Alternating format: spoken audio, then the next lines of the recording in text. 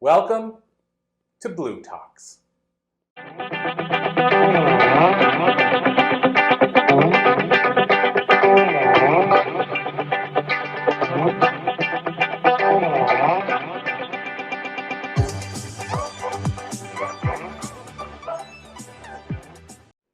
Hi, and thank you so much for that welcome. I have come all the way from the UK, so I cannot actually believe that I'm standing here.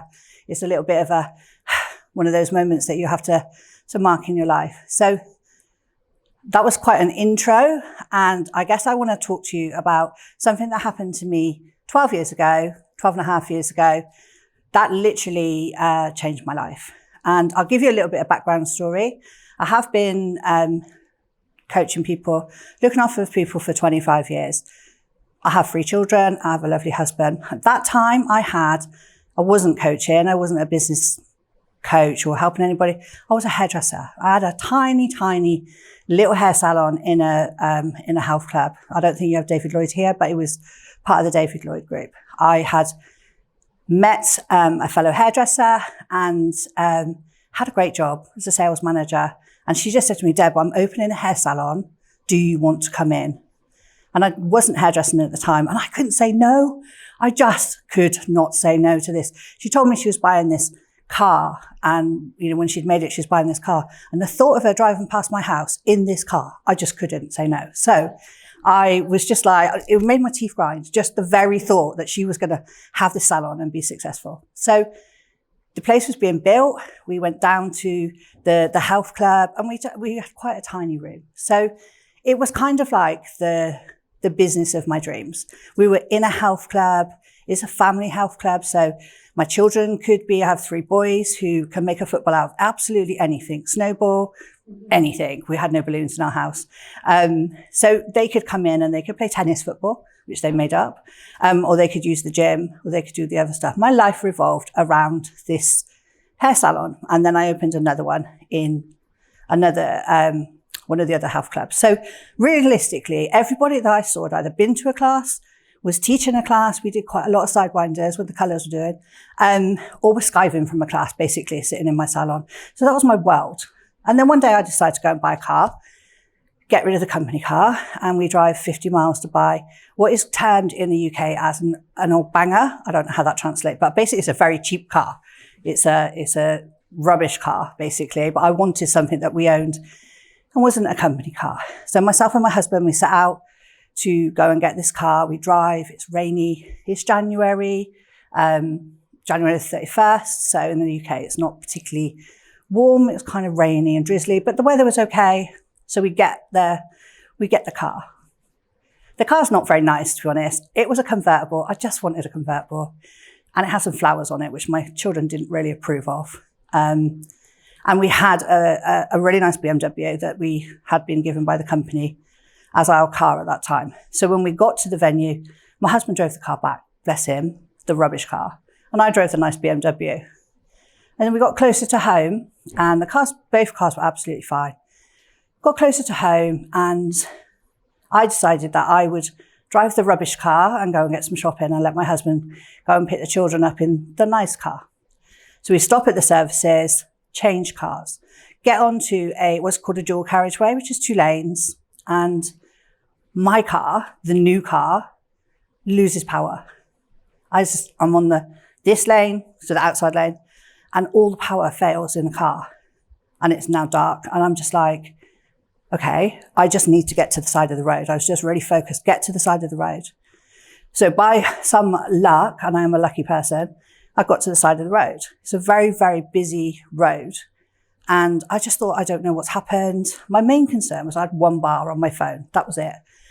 So I parked in a fairly safe place, phoned my husband and said, I know, let's see if I've run out of petrol. So for 5 minutes, I'm waiting for him. He pulls up behind me, couple of car lengths. I jump out, realise I don't know how to open the petrol cap because it's a brand new car anyway. But I went round to the petrol cap, and as I'm looking, a car drove into the back of my husband's car. And I thought, wow. And he was off the road. There was no reason. It just shunted it forward. And so I thought, okay, he's fine. But what I didn't realise is that car was going to carry on coming. that it only had 3 wheels. It had ripped a wheel out when it hit the BMW and was still coming for me. So I'm stood on a dual carriageway and I have my car here and I have 2 lanes of traffic here. And I think the car's going there and I have nowhere to go. Literally nowhere to go. And it felt like a long time. And I just felt like I can remember the whole conversation in my head, and it was probably seconds, but I was like, I'm going to die. I am literally going to die. There is nowhere for me to go. And all of a sudden, this thought came into my head and said, no, I'm not going. My boys are not ready. They think they're ready. They're not ready. I can't leave them. Jake is not old enough. This one thinks is all this coming into my head. And I took a couple of steps. And as the car came to me, it was on 3 wheels. It bashed my leg, but I didn't fall over. I just felt like I was on ice, like dancing. And then the car went past, it cuffed my shoulder. So I'm okay. I'm still stood at that stage. There's no blood. As it cuffed my shoulder, it kind of winded me and I fell onto all fours. At that stage, I was in the dual carriageway. He'd knocked me into the road and I'm on all fours. And I'm like, bugger. Now I'm going to have to crawl to the side of the road. So I crawled to the side of the road because I think I'm probably going to die. The traffic is going to be coming. I've saved myself once and now I'm going to have to do it again. So I crawled most of the way to the side of the road. And what I didn't realise is that somebody had actually stopped the traffic. A guy that came into the hospital the next day and said, those 2 steps that you took saved your life. Because my car was gone by that stage. It was into the barrier. He'd hit it so hard it flicked over there. So, as I say, there's no blood. I'm sat on the side of the road. Obviously, they call an ambulance. And I think I'm fine. I think I've just bruised my leg. I know I can't stand up on the leg, but I think I'm fine. I broke a nail. I was quite upset. I had a little cut here and I broke a nail. Honestly, I got that repaired for free. They felt sorry for me. So they take me to the hospital and I'm adamant that it's just bruised. You know, I don't know why I had no pain, but I didn't have any pain at that stage. And I get to the hospital and by that time, all of my children there, and another random boy, that was my son's best friend, and they were all there. And they must have given me something because I was like, it's just bruised. And they're like, Mum, it's not bruised. It's doubled in size. One thing I'll tell you girls, if you ever have to go into hospital, they keep cutting your clothes off. Like they cut your shorts off, they cut your leggings off, they cut your underwear off. So I'm led in a bed. I remember my first bit, led in a bed with my sons at the bottom of the bed and their leg is raised. And I'm like, you need to stand over here. Whatever painkillers they've given me, go and stand over there. So they do the x-rays and stuff. And I take me to the ward, say they're going to operate. That's all good, yeah? It's a broken leg. They're telling me it's a broken leg. I genuinely thought if you break your leg, 6 weeks later, you're fine. That's all I knew about it. So when they come to me the next day and they say, we can fix the leg, but you're not going to be able to use your leg.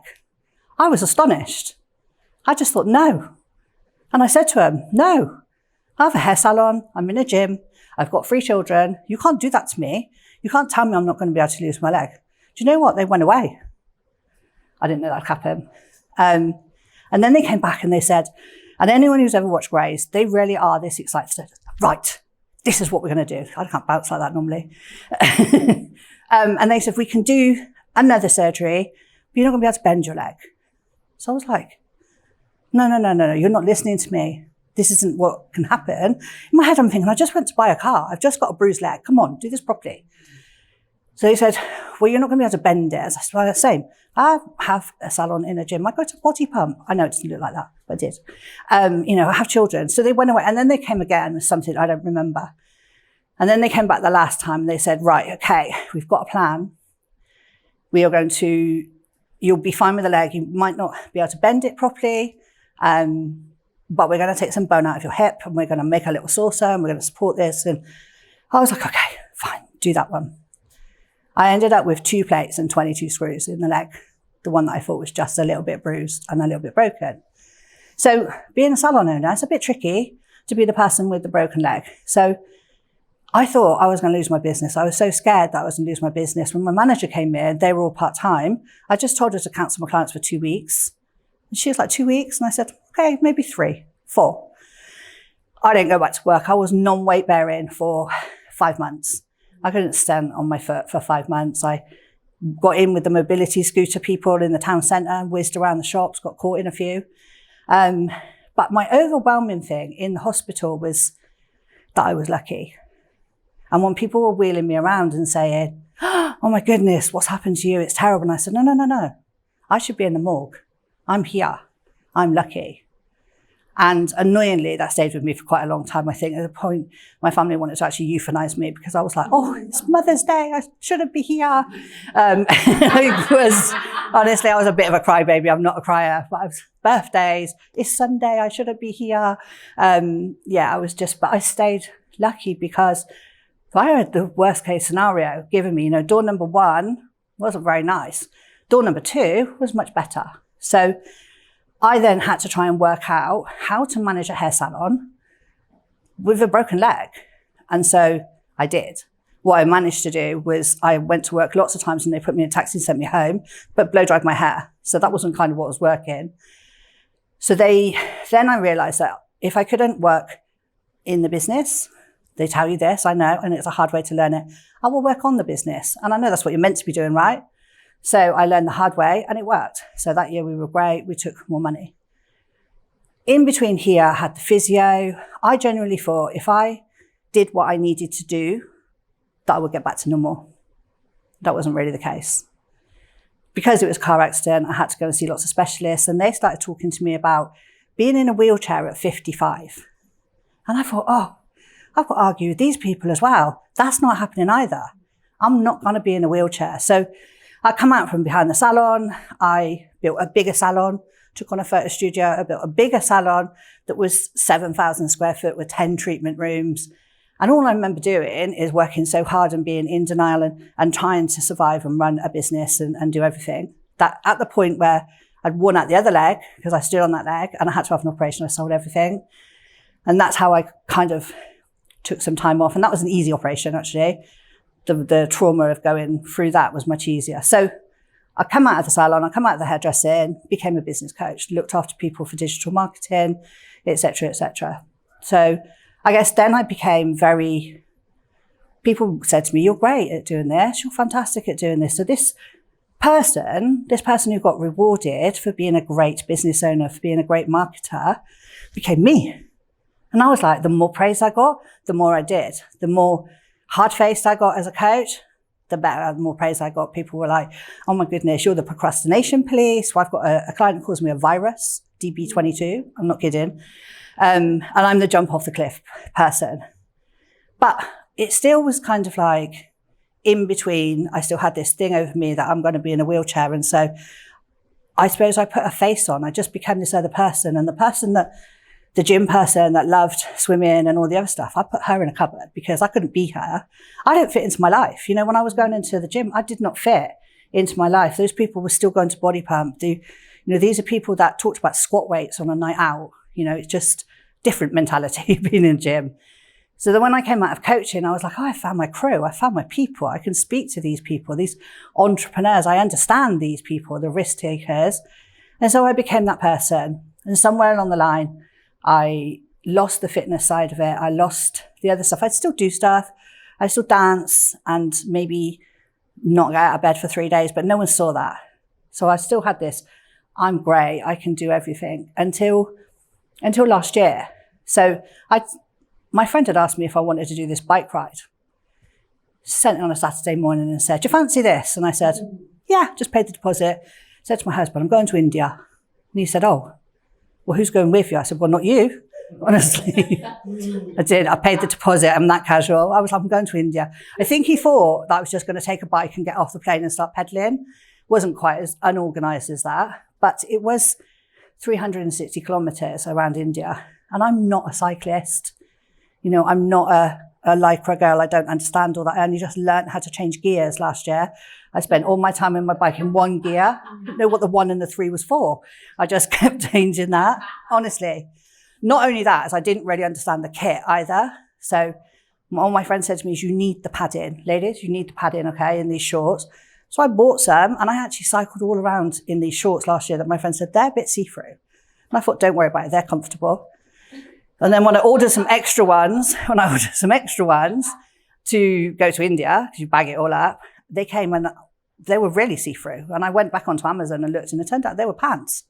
They were underwear. So you're meant to wear them and then wear the shorts on the top. I've been cycling around the Cotswolds for hundreds of miles in my pants because I don't understand how to do this. So I'm not telling you that to make you feel sorry, just show you I'm a proper amateur when it comes to this.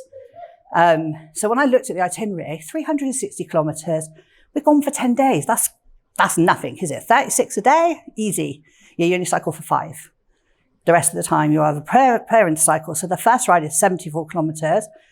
I don't know what that is in English. And then the second one was 98, which was 70 miles. That was the second day.